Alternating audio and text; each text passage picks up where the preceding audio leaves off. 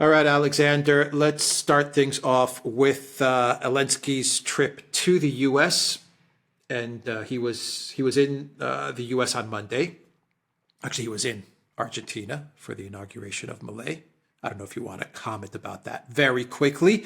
And then he flew to the United States, and today he's meeting with Biden, and there are reports that he's going to meet with various senators as well as with the Speaker of the House, Johnson. And I think that's probably the big meeting to try and get Johnson to approve the 61 billion. But there's really not much information as to the reason for Zelensky's trip to the United States. I think the trip to Argentina was a cover.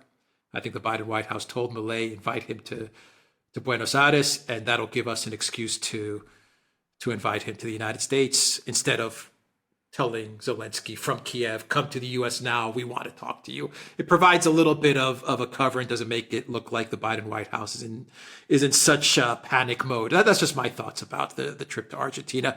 Anyway, your thoughts about Argentina very quickly, and then the meetings that are going to take place in D.C. today. Yeah, well, the first thing to say is I think you're absolutely correct.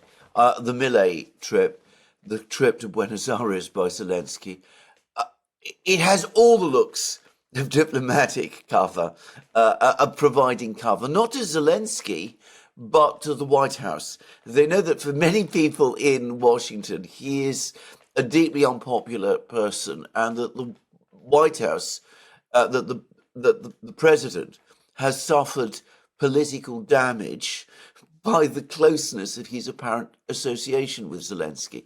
So this way, the White House is able to say, well, he was conveniently in the Americas to meet with Milei, so what more natural thing to do than to invite him to come to Washington and have our discussion there. So just to say this, I think you're absolutely right, and it's the first time I've heard anybody mention that, but it makes complete sense. And if you follow this story as closely as we have done, you can see why your assessment of this is completely 100% correct. Now, that already tells us a few things about this visit, which is that the first thing to say is that this visit bears the hallmarks of the kind of move that people make when we are starting to enter an end game. And I think the more people have been following events in and around Ukraine, the more clear that it is an end game that we're looking into. So, you have these strange meetings hurriedly set up in this odd kind of way, get Zelensky to Buenos Aires. He runs into Orban there, by the way, and the videos of that are just hilarious. I mean, I find them hilarious. I mean, you could see that the two men detest each other. You could see that Orban was trying to explain things to Zelensky, and you could see the look of thunder on Zelensky's face when he had to meet Orban. So I'm pretty sure that was not what he wanted. But anyway, he's now in Washington, and the reports I heard this morning is that obviously he's going to meet Biden himself. He's also going to meet with some senators. Apparently, it's been arranged jointly by Chuck Schumer and Mitch McConnell. Mitch McConnell, always an enthusiast for support for Ukraine. But very importantly, he is being kept away from members of the House of Representatives. The administration knows perfectly well that if he met the members of the House of Representatives, well, they didn't like him before. They'll like them even less this time. So they're keeping him away from meeting them. So the only person from the House of Representatives that he is actually going to meet is Mike Johnson. Now, Mike Johnson is starting to impress me as a rather shrewd operator. I mean, I might be wrong, but he knows that there is an increasing backlash amongst Republicans in Congress against further aid to Ukraine. He goes and says all the time that, we do understand that this is important and it's a priority, but we can't authorize funding unless two conditions are met. Firstly, the Biden administration must provide us with a plan. They must tell us what it is exactly that they're hoping to achieve in Ukraine, because we don't know. They've never explained it. And of course, that's already deadly because the Biden administration doesn't have a plan. I think that's become absolutely clear over the last few weeks. They do have a plan about how they want to handle the debacle in Ukraine. We'll come to that in a moment. But they don't have a plan for winning the war in Ukraine. That is the fundamental difference. And Johnson has honed in on that. And he also very cunningly, in my opinion, exploited the fact that when the administration put together its $106 billion package, aid to Israel, aid to Taiwan, aid to Ukraine, they also lumped it together with funding for the border. And of course, what Johnson has done is he said, well, the border is an absolutely priority issue. We must not just commit more funds to it, we must also commit more action, do things with respect to the border that we are sure will actually happen. So we want a restructuring of policy on the border.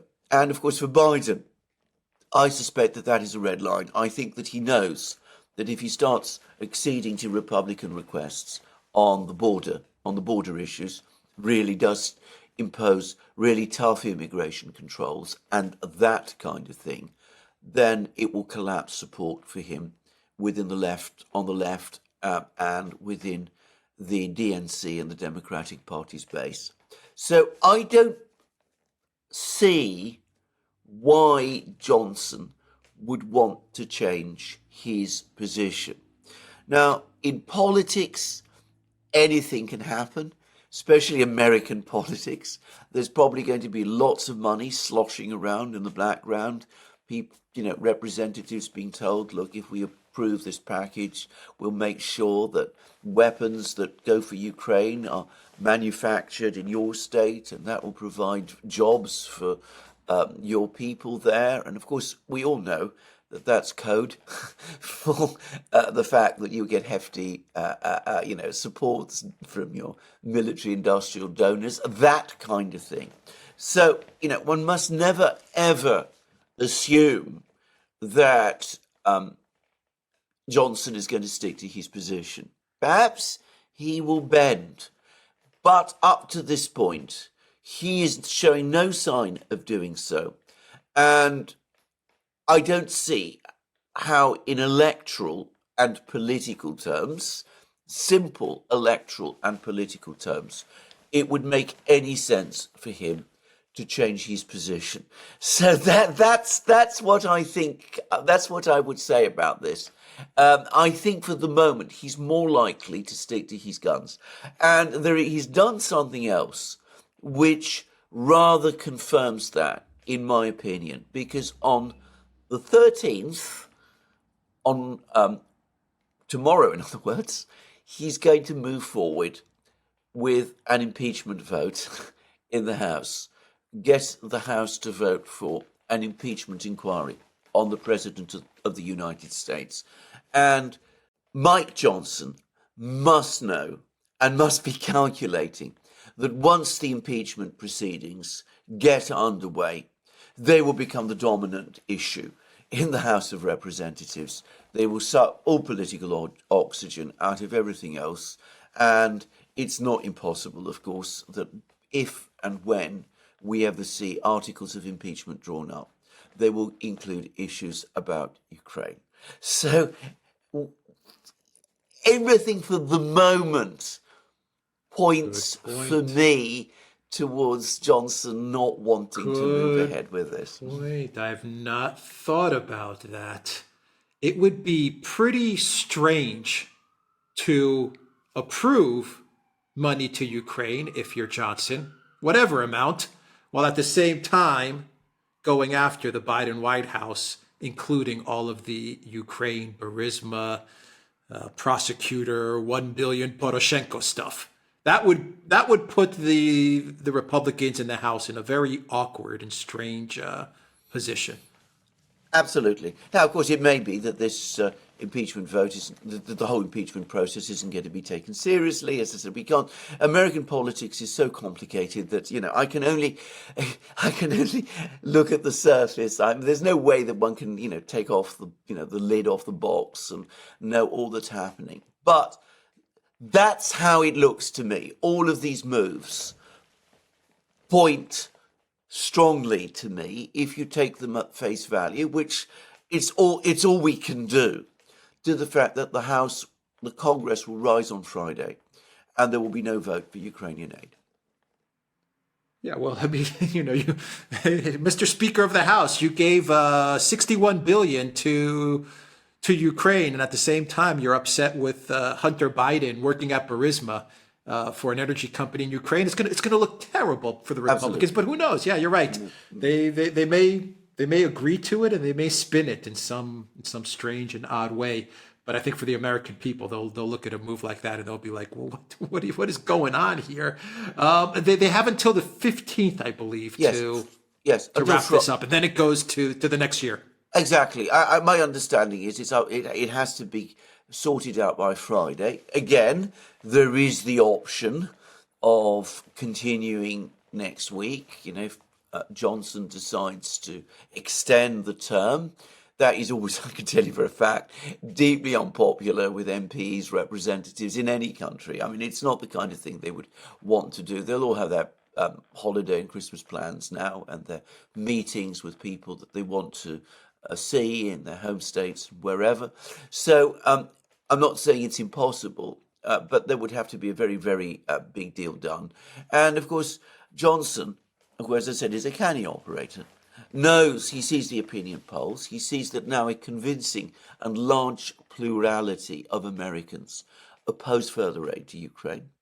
And he also knows that if he does move forward with a vote for aid to Ukraine, that is going to be very unpopular with some people within the Republican Party in the House. And he knows what happened to Kevin McCarthy. And I don't think he wants what happened to Kevin McCarthy to happen to him. So I think he's navigating all of these things with great skill. Now, with the caveat that there's always, the possibility that something might change. Politics being a strange thing, especially in America.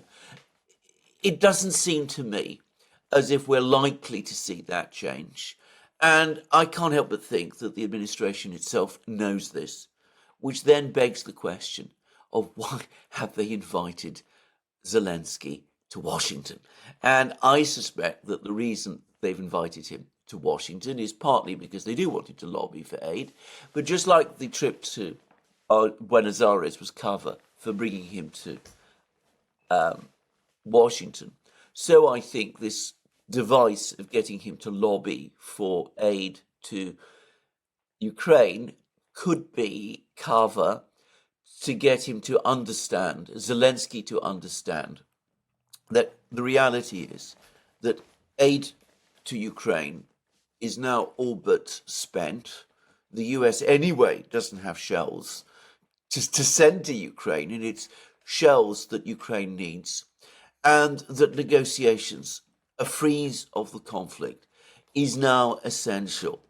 Now, a couple of days ago, a very interesting and very curious article appeared in The Guardian, and it was written by, this is in a British newspaper, it was written by a person I've never come across before, Emma Ashford, but she is apparently based in Washington, and she's clearly in some way connected with the neocons, with the administration, and all of the rest. And it was absolutely startling in its admissions. It said things which I suspect you could probably still not say in the American media. And she said that we need to change the narrative about Ukraine, because Ukraine is clearly losing the war. So let's no longer talk about victory. Let's no longer talk about regime change in Moscow, any of those things. Let's start talking instead about Ukraine being successfully defended from this imperialist Russian aggressor. And that way, by changing the narrative, that will make it easier for the president, Joe Biden, to win re-election in November. It's the first straightforward, open, honest admission. And I think this has to have been done with, some degree of understanding of its implications. Remember, The Guardian, the online Guardian, is widely read in the United States, including by the political class. It's the first recognition that the priority of the administration now is to try to find some means to close this issue down in advance of the election in November. And that's why they're going to put pressure on Zelensky to try to get him to open these discussions with the Russians, to try to get him to agree to bring the conflict to an end in terms of the fighting and to freeze the conflict on the existing front lines. And there was another long piece in the Financial Times, also a newspaper widely read in the United States, the website widely read in the United States, also a newspaper very, very close to the administration. And that article again said all this propaganda of success that Zelensky has been plugging over the last year and a half, well, more than a year and a half now, all this propaganda of success has completely backfired. It's disillusioning everybody. Nobody really believes it anymore. So Ukraine needs to start, fessing up to what's really happening. Zelensky in particular needs to start fessing up to what is really happening. He needs to acknowledge that Ukraine is now on the defensive, on the back foot. And of course, if he does that, the implication is he should start negotiations with the Russians. So it is not for me a coincidence that these two articles have appeared just on the eve of this summons to Zelensky to come to Washington. And a third article, the New York Times article that dropped a couple of days ago, which talks about a plan that the Biden White House and the Pentagon is putting together, a new strategy that they're putting together in order to cover the failed counteroffensive. That's what the New York Times actually calls the counteroffensive. They say in the title of the article, failed counteroffensive. U.S. and Ukraine search for a new strategy after failed counteroffensive. And this article basically says that there is no pathway to win. I mean, it's an admission of defeat. It says we're not winning this thing. So what is the strategy now that they're trying to put together? Quote, a hold and build strategy. Dig in, hold the Russians back, build up defenses, build up weapons production, and get the Russians to the negotiating table, whether it's the Russians coming to us or whether we get someone, Zelensky, maybe someone else, to contact the Russians. Try to create in the next few months or the next year, try to create the conditions where either leadership in Kiev will approach the Russians to negotiate, or even better for the Biden White House, where Russia says, okay, let's sit down at the table and negotiate, so that the Biden White House saves face. I think that's of great concern to the Biden White House. We cannot have another Afghanistan debacle. Let's make it so that we save face. The war wasn't a failure. It was even. That's what they want to say. It was even. Yes. It was even. All is good now. Incredible articles that have come out over the past couple of days. Absolutely correct. And can I just say, you're absolutely right. And you're right also to use the word defeat, because note how they are avoiding it. Ukraine launched this great counteroffensive with the backing of the West. It failed. In war, if you try and do something and it fails, you suffer a defeat. Either you win, in which case it's a victory, or you don't win and you lose hundreds of thousands of men and machines and all of that, and you're being pushed back, in which case it is a defeat. But avoid the word defeat whenever you can. Talk about the failure of the offensive. Don't talk about the fact that Ukraine was defeated. Talk about a stalemate. Don't acknowledge the possibility that there might be a defeat. Avoid that word at all costs. By the way, the plan, and you're absolutely right, the New York Times article, I should have mentioned that as well, because again, that tells you what this whole thing is now all about. Try to freeze the conflict in some ways, create a North Korea, South Korea, West Germany, East Germany type of scenario along the current line of control, and then build up, tell the Ukrainians you're going to build them up, you're going to get them all the factories and all the arms production and all of that sort of thing. And of course, again, going back to what Eve Smith said, all those months ago, nobody is asking the Russians whether they would, what they think about all of this, in spite of the fact that the Russians themselves are, of course, making it absolutely clear. They did so again yesterday. There was a whole series of statements by Russian officials, including the intelligence chief, Sergei Narishkin. Anyway, even though the Russians themselves are clearly signaling that they are not interested in this idea, this type of peace. And for the record, by the way, Narishkin also suggested that the Americans are going to find a way sooner or later to get rid of Zelensky because he's become impossible and he just won't follow orders. But I think that is the primary reason why Zelensky has been invited to Washington. He's going to be taken aside, told a few home truths, confronted with the political realities in Washington itself. They hope he'll have those explained to him, not just by the administration, but by people like Johnson and Schumer and conceivably even McConnell, and hope that he'll finally go back to Kiev and declare some kind of ceasefire and contact the Russians and start to negotiate with them.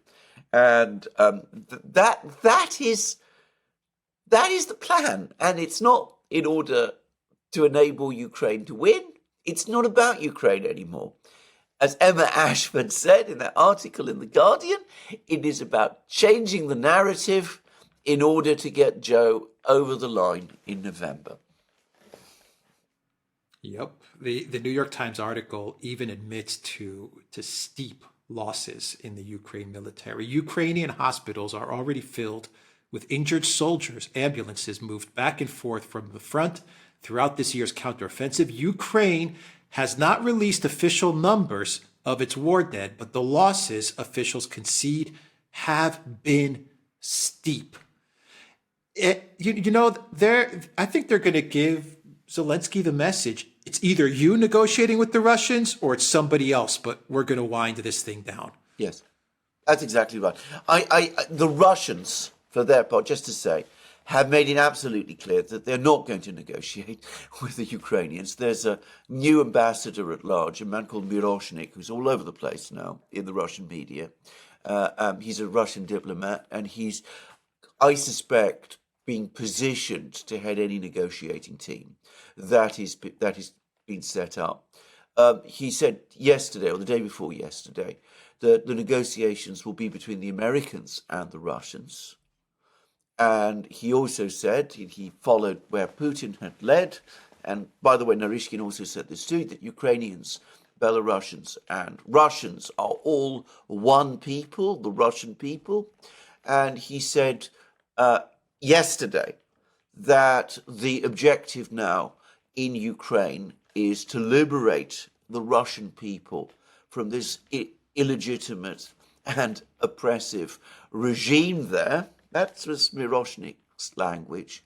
And that what is being fought today in Ukraine is a war of national liberation, a Russian war of national liberation.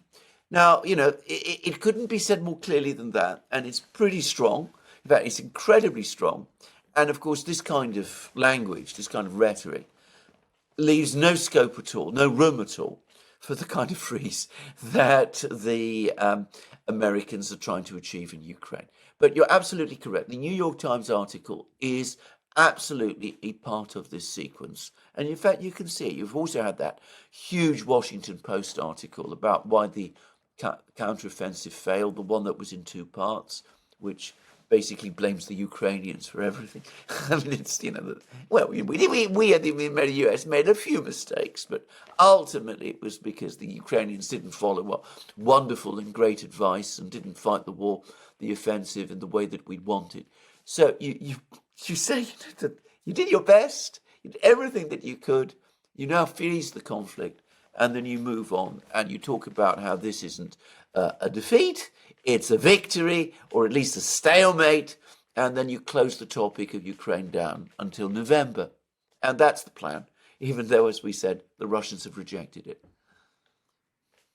Yeah, so I mean, I imagine their greatest fear, if they're even aware of this, because they never take the Russian side into consideration, but the people that are aware of the dynamics of the conflict, I imagine their biggest worry right now is if the entire front line collapses, the Zelensky government collapses, and then the Russians just move forward. I think from now until the elections, that is, like what happened in a way in Afghanistan. They don't want a repeat of that, so they're trying to figure out, how do we contain this throughout the next year in 2024, so this doesn't just blow up in our face. I imagine that's their overriding concern right now. That is absolutely their overriding concern. I mean, there was another article. I mean, we were talking about lots of articles in the Western media. But by the way, I should say that the reason we talk about these articles in the Western media is not because they are, factual reporting of what is actually going on the ground in Ukraine.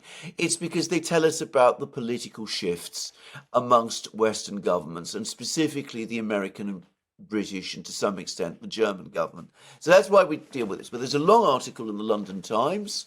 A stalwart reporter in Ukraine, Maxim Tucker, he went to the front lines near Avdiivka. He met the troops there. He basically admitted that the Russians have them largely surrounded in Avdiivka, that the Ukrainians are catastrophically outgunned. All of that we already knew. But again, he floated that precise scenario that you said. Avdiivka falls, the entire Ukrainian front line collapses, the Russians reach the Dnieper, they're able to advance north, cutting off the Ukrainians along the left bank of the Dnieper. They cut off the Ukrainian army in the Donbass, what's left of it, and Kiev itself is on the Dnieper. So as they push north, they eventually arrive at the gates of Kiev itself. So, that's there in his article. It's there. Now, I don't know whether that's the Russian plan, but you can see that someone somewhere in Britain, in the United States, is aware of all of these dangers and possibilities. The big question, which of course they don't ask themselves, is that if the Russians are winning the war, and are winning it in this big way, why would the Russians want to agree to a freeze? They don't seem to want to address that question. And I suspect the reason why they won't address that question is because they still think that they still take a completely cynical view of Russian politics, and have convinced themselves that if they can, that they can buy the Russians round by trading sanctions relief in return for a freeze in the conflict. And I suspect that's ultimately what this is all about. This is what, the geniuses in the White House, Sullivan, Blinken, Nuland, Michael McCall, it turns out, the former Obama's ambassador to Washington, who's clearly played an enormous role in all of this. That's what probably they all imagine. All right, let's wrap up the video with the panic at the EU. Just a quick comment about how all of this is freaking out the European Union. They're going after the Russian assets. You mentioned Orban, Zelensky confronting Orban. They have a whole bunch of meetings this week as well try and figure out a way to prop up Ukraine. I think it's safe to say that the EU leaders understand that sooner or later the US is going to pull the plug on all of this, and they are freaking out. They are absolutely freaking out, and they do understand that the US is pulling the plug. I mean, the absolute nightmare, of course, as we discussed in recent programs, is that Donald Trump is elected president in November and does a big deal with the Russians, and that's becoming an increasingly likely possibility, and that absolutely terrifies them. But even that which the Biden administration is now talking about, and we must assume the European leaders are fairly well informed about it, even that will make them extremely unhappy, because it's quite obvious what the administration wants to do. They want to walk away from Ukraine. It's a debacle. They want to freeze everything so that they can walk away and get on with winning the election. The cost thereafter of supporting what is left of Ukraine is expected to land on the Europeans. That's what the Americans are now telling the Europeans. And the Europeans are now facing an economic crisis. They have invested politically to an extraordinary extent in Ukraine. And they are horrified by this scenario, because what they feel is that the Americans are passing to them a poisoned cup, which is that they have to continue to support Ukraine even as Ukraine continues to go down. So, they're busy talking about seizing Russian assets. What they're now talking about is taking the interest from the assets that were frozen, the interest that is produced, at least sending that to Ukraine, even if they haven't yet found a legal way to touch the capital.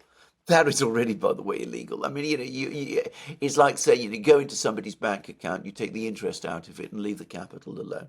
That isn't theft. That's the kind of mindset that these people now have. But anyway, that is what they're now proposing to do.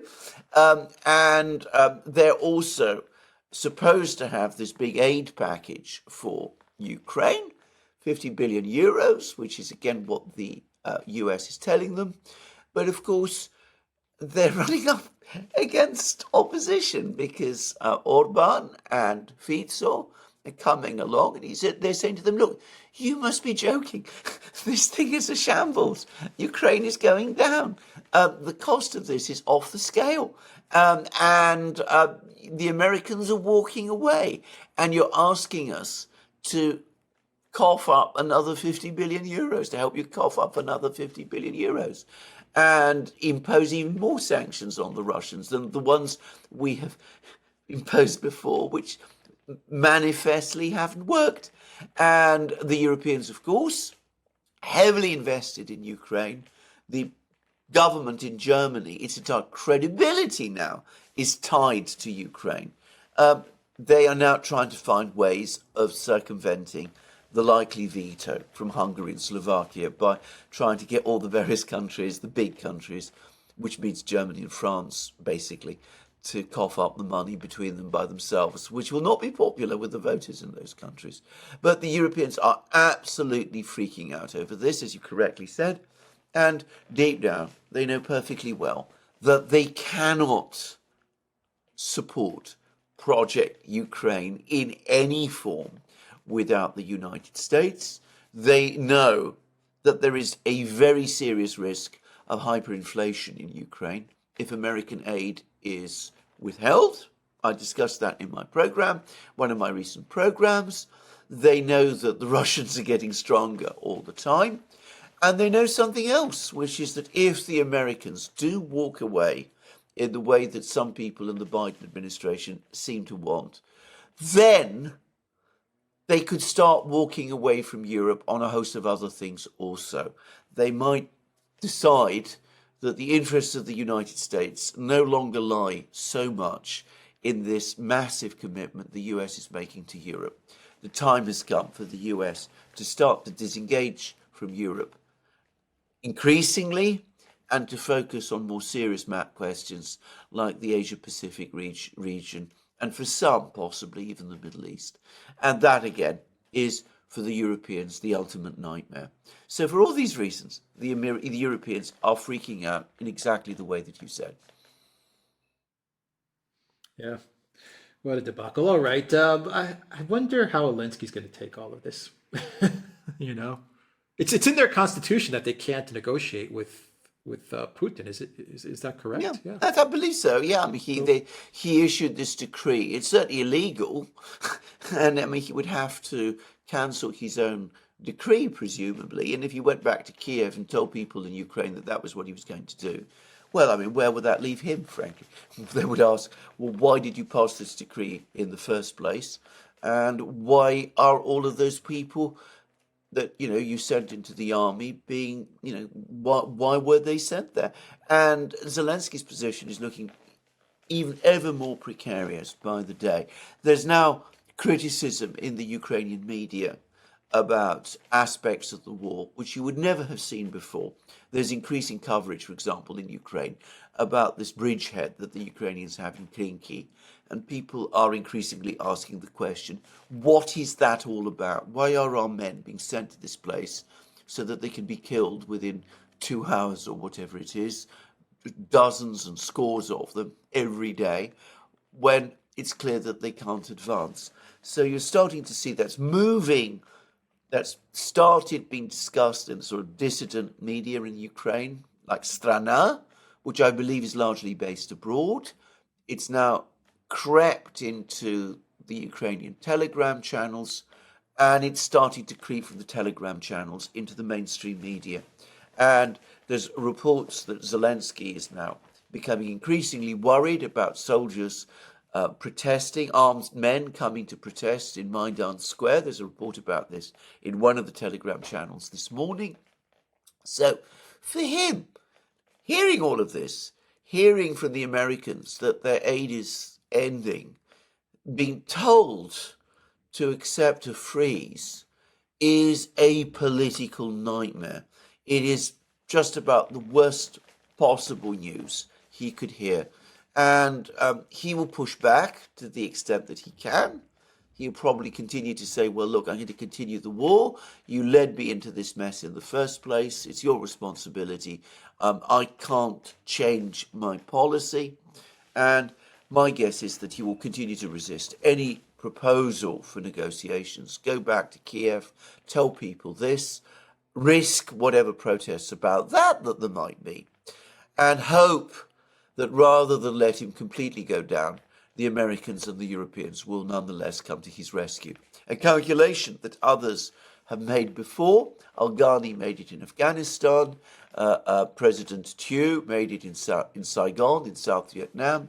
They thought that if the things really got back, the Americans would have to come to the rescue. And of course, in those two cases, it didn't happen, and it won't happen in Ukraine either. Yeah, just one more quick comment. Don't be surprised if at the end of these meetings, the Biden White House comes out and says, we're going to support Ukraine for as long as it takes. We're united in helping Ukraine. We're going to defeat Russia. We're going to find a way to give Ukraine money. I expect all those statements to go out to the media. Yeah. I mean, don't be surprised if these demonstrations have resolved. But, you know, Zelensky himself told Time magazine some weeks ago that, you know, he hears all of these brave and wonderful words, and he looks into the eyes of the people, the Western officials who tell him these things, and he knows they're lying to him. So we shouldn't be fooled either. Yeah. All right. It takes one liar to know another. Yep. Zelensky, give Putin a call. That's the best advice. Yeah. If I were to give Zelensky any advice, that would be the advice that I would give him. Yeah, except of course that Putin is. I mean, the Russians are basically saying that they won't negotiate with him, so he might not pick up the phone. The better thing to do, actually, just saying this, is China exactly. He should call Xi Jinping and tell Xi Jinping, look, we're prepared to go along with all your plans. Just get the Russians to sit down with us, and you know the Chinese might, in their own interest, do that. But whether Zelensky will do this is another matter. And if he does do it in that kind of way, through the Chinese, the Americans will be furious with him. So whichever way he does it, whichever way he turns, he looks like a loser. What a terrible mess he got himself into. He just should have done the TV shows. Yeah. You know, Well, that's he should right. have just continued. Yeah, I mean, he was clearly disastrously out of his depth as president of Ukraine. I mean, one just has to say this. And he's all no right, Churchill. we'll end it there. Yeah, no, he's no Churchill, that's for sure. He should not have listened to Boris Johnson. My God. My God. All right. TheDuran.locals.com. We are on Rumble, ODYSEE, BitChute, Telegram, Rockfin, and Twitter X. And go to the Duran shop, 20% off. Use the code, TheDuran20. Take care.